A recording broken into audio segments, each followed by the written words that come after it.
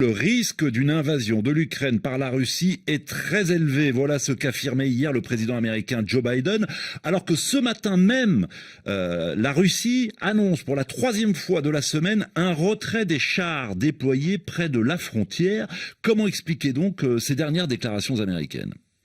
Bon, je vais être très honnête avec vous, c'est vraiment difficile à expliquer. Ce que la Russie dit vrai quand elle annonce sa retraite de ses forces, eh bien, c'est pour nous impossible à vérifier. Ici, approcher une frontière à moins de 5 km, c'est interdit. Comme il est également interdit pour les journalistes russes comme étrangers de filmer tout convoi militaire. Ces mouvements dont on parle, on en a le plus souvent vent par deux sources, soit le ministère russe de la Défense, soit les soldats russes eux-mêmes qui souvent se filment et placent des vidéos sur les réseaux sociaux comme TikTok par exemple. Rien qui ne puisse nous dire en tout cas que c'est fiable.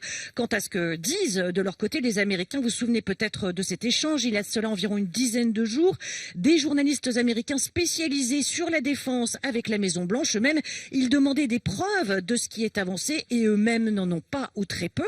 Alors est-ce qu'on est dans une guerre de communication ou dans l'anticipation d'une guerre tout court? Très franchement, c'est la question à laquelle je crois il est difficile de répondre avec certitude tant les déclarations et les signaux des uns et des autres sont contradictoires. En tout cas, Anissa, il y a quand même sur le terrain un regain de tension, on l'a vu hier. Oui, vous avez raison et c'est ce que d'ailleurs j'allais vous dire dans cette crise. En réalité, ce qu'on peut essentiellement faire, c'est observer, tenter de décrypter les déclarations des uns et des autres, mais aussi les mouvements sur le terrain. La ligne de contact au Donbass entre l'Ukraine et les séparatistes russes, elle a été réactivée hier sur une vingtaine de points. Elle est encore ce matin, la tension montée d'un cran, me signale à l'instant, venu de Donetsk, qu'on entend des tirs à côté de l'aéroport et que c'est une première fois depuis environ une dizaine de jours des tirs qu'on puisse entendre juste à cet endroit-là.